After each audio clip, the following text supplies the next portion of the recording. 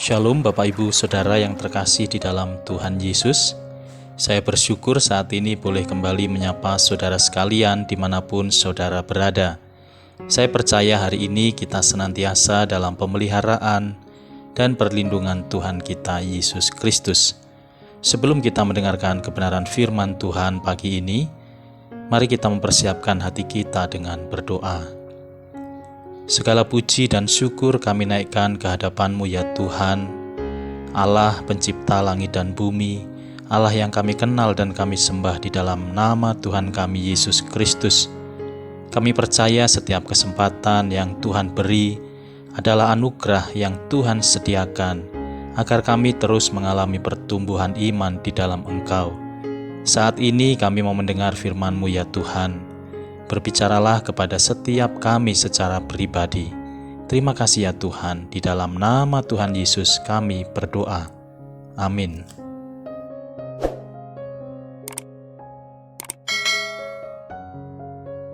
Firman Tuhan hari ini terambil dari Galatia pasal 5 ayat 1. Tertulis demikian, supaya kita sungguh-sungguh merdeka, Kristus sudah memerdekakan kita.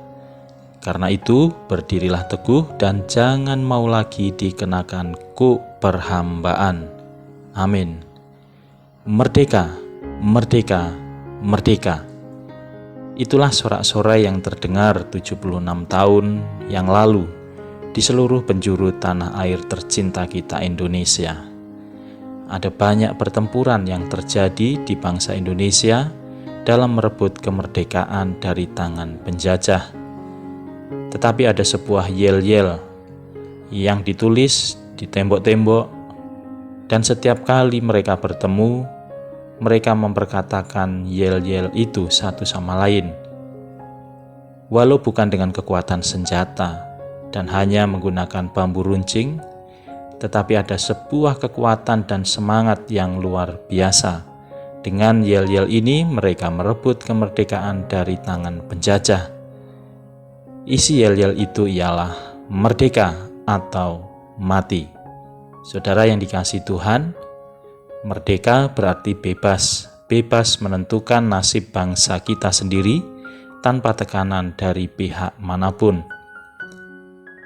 Hal pertama yang harus kita lakukan adalah mengucap syukur kepada Tuhan, karena tanpa pertolongan dan campur tangan Tuhan melalui para pahlawan-pahlawan yang sudah berjuang, mempersembahkan jiwa dan raga mereka, kita tidak mungkin bisa menikmati kemerdekaan seperti yang kita rasakan saat ini.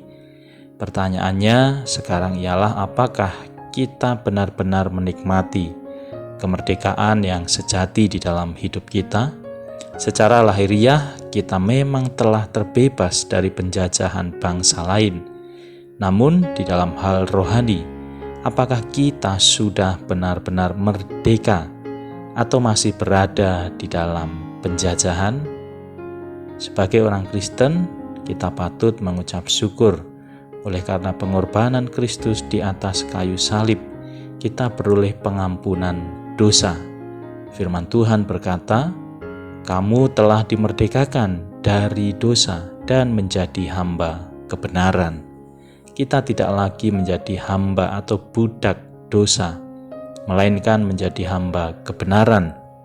Pengampunan dari Kristus merupakan kuasa yang memerdekakan kita secara menyeluruh, yang memungkinkan kita memiliki hidup berkemenangan di dalam semua aspek kehidupan kita.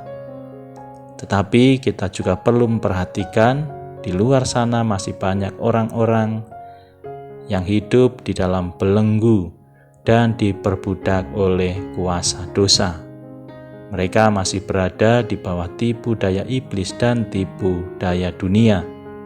Mereka masih dikuasai oleh roh dendam, sakit hati, kebencian, ketamakan, okultisme, dan masih banyak yang lainnya.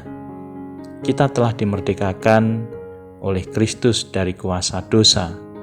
Dan untuk mengisi kemerdekaan itu, maka kita harus mengisinya dengan hidup di dalam kebenaran, saling mengasihi dan saling mengampuni, serta menghasilkan buah bagi kemuliaan nama Tuhan. Saudara yang dikasihi Tuhan, pada tanggal 17 Agustus 2021 ini, meski di dalam masa pandemi, bangsa Indonesia berulang tahun yang ke-76 tahun. Kita bangga sebagai warga negara dan tinggal di tanah air Indonesia. Kita percaya bukan kebetulan Tuhan tempatkan kita sebagai warga negara Indonesia.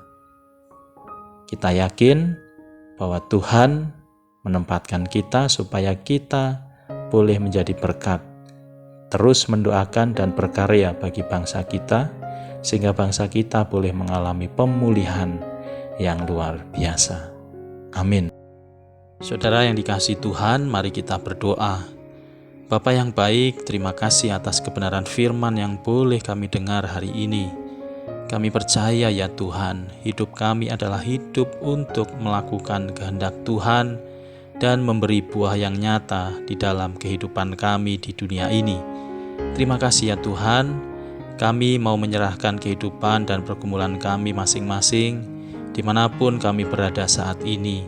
Di dalam kuasa nama Yesus, biarlah kami yang sakit akan mengalami pemulihan daripada Engkau ya Tuhan. Kami yang lemah dikuatkan, dan kami yang mengalami kesusahan dihiburkan di dalam sukacita Roh Kudus. Kuatkan dan teguhkan kami menjalani masa yang penuh dengan tantangan dan kesukaran karena pandemi COVID-19 ini ya Tuhan. Dan kami percaya bahwa Tuhan memelihara, mencukupkan dan memberikan apa yang kami butuhkan sesuai dengan cara Tuhan yang ajaib dan luar biasa bagi kami. Bahkan atas setiap pergumulan dan persoalan yang kami alami, kami percaya di dalam Tuhan Yesus ada solusi dan jalan keluar yang akan kami terima.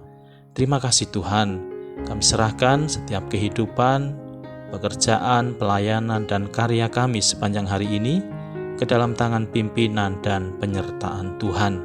Saudaraku yang dikasihi Tuhan, arahkanlah hatimu kepada Allah dan terimalah berkat Tuhan. Tuhan memberkati engkau dan melindungi engkau.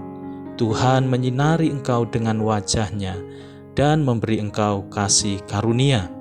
Tuhan menghadapkan wajah-Nya kepadamu dan memberi engkau damai sejahtera. Di dalam nama Tuhan Yesus Kristus, Juru Selamat dan Penebus hidup kami berdoa dan bersyukur. Haleluya. Amin. Saudara yang dikasihi Tuhan, saya mengucapkan selamat pagi dan selamat menjalankan aktivitas kita sepanjang hari ini. Salam sehat dan tetap semangat. Sampai berjumpa kembali. Tuhan Yesus memberkati.